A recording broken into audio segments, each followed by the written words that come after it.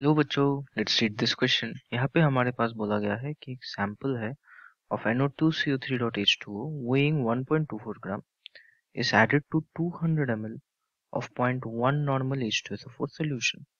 और हमसे पूछा गया है कि जो सोल्यूशन रिजल्टिंग है वो एसिडिक होगा, स्ट्रांगली एसिडिक होगा, एल्कलाइन होगा, न्यूट्रल होगा, वो क्या होगा। इस क्वेश्चन का जो की कॉन्सेप्ट है इक्विवेलेंट कॉन्सेप्ट।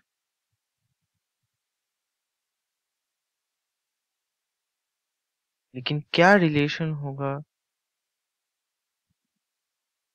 इनके नंबर ऑफ इक्विवेलेंट्स का। मतलब नंबर ऑफ इक्विवेलेंट्स का रिलेशन तो हमेशा इक्वल ही होता है न्यूट्रलाइजेशन के केस में, लेकिन हमें इस केस में इसका इक्विवेलेंट वेट नहीं पता है, तो वो H2SO4 के साथ हमको रिएक्शन पता है, उससे निकल जाएगा। तो देखते हैं क्या होता है जब Na2CO3 H2SO4 के साथ रिएक्ट करता है तो वो नहीं 4 sorry Na2SO4 plus H2O plus CO2 बनाता है। इसका मतलब दोनों का जो एन फैक्टर है वो इक्वल है। और हम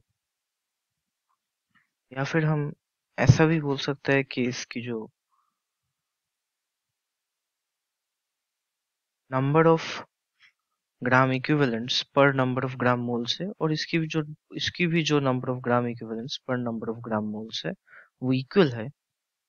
तो हम यहाँ पे नंबर ऑफ मोल्स को कंपेयर कर सकते हैं ये देखने के लिए कि क्या न्यूट्रलाइजेशन होगी या फिर नहीं होगी, और नहीं होगी तो क्या बचेगा, बेस बचेगा कि एसिड बचेगा।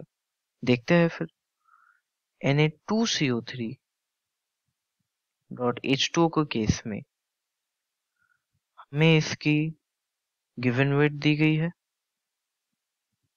अगर हमें इसकी जो नंबर ऑफ मोल्स है वो निकालना है तो हमें इसको डिवाइड करना पड़ेगा मॉलिक्यूलर वेट से, जो कि है 18 plus 12 plus 48 that is 60 plus 2 into 23 that is 46, that is 1.24 by 124 that is 0.01। और H2SO4 के केस में हमें पता है कि इसके एक मोल में 2 ग्राम इक्विवेलेंट्स होते हैं, तो देयरफॉर इसकी जो मोलैरिटी होगी वो नॉर्मेलिटी बाई 2 होगी, वो 0.1 बाई 2 दैट इज 0.05 होगी। देयरफॉर इसके जो नंबर ऑफ मोल्स अवेलेबल है वो होंगे 0.05 इंटू जो भी वॉल्यूम अवेलेबल है 200 बाई 1000 लीटर, दैट इज 0.01। तो क्योंकि इनके नंबर ऑफ मोल्स इक्वल है, इसका मतलब कंप्लीट न्यूट्रलाइजेशन हो जाएगी और ना ही एसिड बचेगा ना ही बेस। तो जो रिजल्टिंग सोल्यूशन होगा वो होगा न्यूट्रल।